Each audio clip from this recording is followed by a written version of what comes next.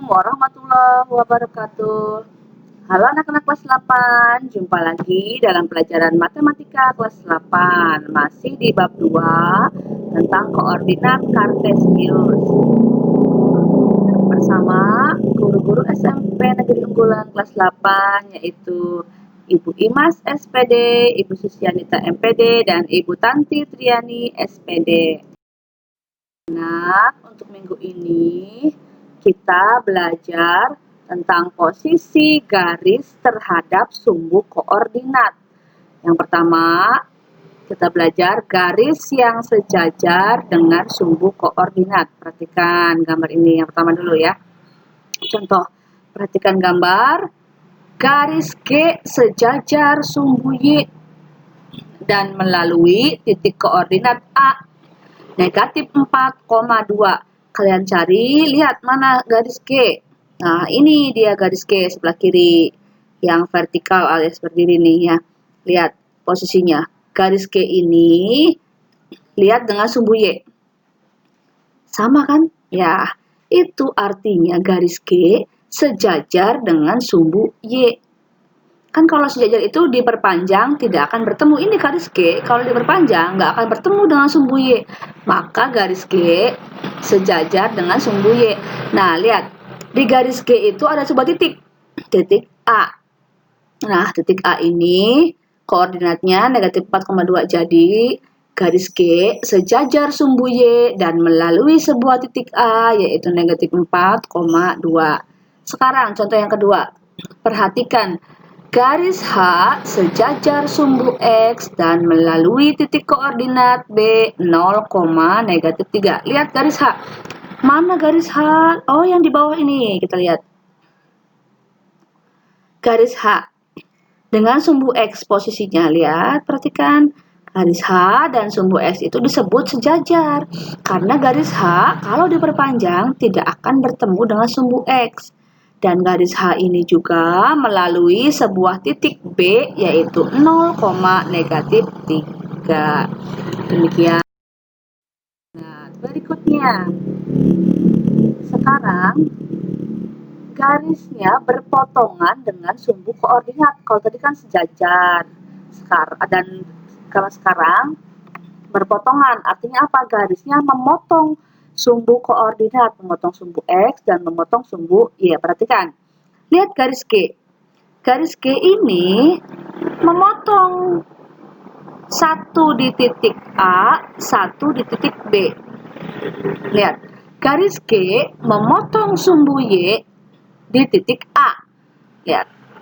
Di garis Y ini ada titik A. Nah, dia dipotong oleh garis G. Memotongnya di mana? 0,2. Itu namanya motong. Titik potongnya di A. Yang kedua, garis G juga memotong sumbu X di titik B, negatif 4,0. Demikian garis yang berpotongan dengan sumbu. Berikutnya kita belajar titik tengah. Titik tengah dari ruas garis. Misalkan ada sebuah titik P. Titik P itu adalah titik tengah. Titik tengah dari ruas garis AB. Titik A-nya koordinatnya X1, Y1 dan titik B-nya X2, Y2. Maka kita bisa mencari koordinat dari titik P dengan rumusnya. Nih, X1 ditambahin X2 terus dibagi 2. Jadi X dengan X ditambahkan terus bagi 2. Itu adalah koordinat titik X-nya. Sekarang kalau titik Y-nya Y1 tambah Y2 dibagi 2. Itu untuk mencari koordinat titik P, titik tengah. Atau bisa juga XA tambah XB bagi 2, Y-nya YA tambah YB bagi 2. Misalkan kita beri contoh. Misalkan titik P adalah titik tengah ruas garis AB dengan A-nya negatif 4,0 dan B-nya 0,4. Tentukan koordinat titik P. Bahas penyelesaiannya. Ya. Nih. Titik-titik tadi negatif 4,0 dan B-nya 0,4 kita tuliskan di koordinat kartesius. Yang A negatif 4,0 nih di sebelah sini titiknya. Yang B 0,4 ada di atas sini, disembunyi sini. Kita mau mencari titik P, kan ini A sama B, tengah-tengahnya adalah titik P. Kita bisa mencari, kalau dari gambar bisa kelihatan ya langsung tuh berapa titiknya nih, negatif 2,2. Mari kita buktikan dengan cara perhitungan. Dengan cara menghitung seperti tadi rumusnya, X1 tambah X2 dibagi 2. X1 nya berapa ini? Negatif 4. X2 nya 0, terus bagi 2. Terus Y1 nya 0, ditambahin Y2 nya 4, terus bagi 2. Sehingga koordinatnya negatif 4 bagi 2, negatif 2, 4 bagi 2, 2. Tuh. Antara perhitungan dan gambar itu hasilnya sama. Jadi kalian bisa mencari titik tengah dengan metode digambar dulu, cari tengah-tengahnya, atau langsung dengan rumus juga bisa. Berikutnya, contoh yang kedua. Diketahui titik A negatif 4,0, B 0,3, dan C negatif 4,3. Tentukan luas segitiga ABC. Nah, digambarkan di sini titik-titiknya, semuanya kita gambarkan di koordinat kartesius, diperoleh titik A, titik B, dan titik C, membentuk sebuah segitiga. Segitiga apakah ini? Segitiga siku-siku. Mencari luas segitiga, kita gunakan rumus. Ya, perhatikan gambarnya. Luas segitiga itu rumusnya apa?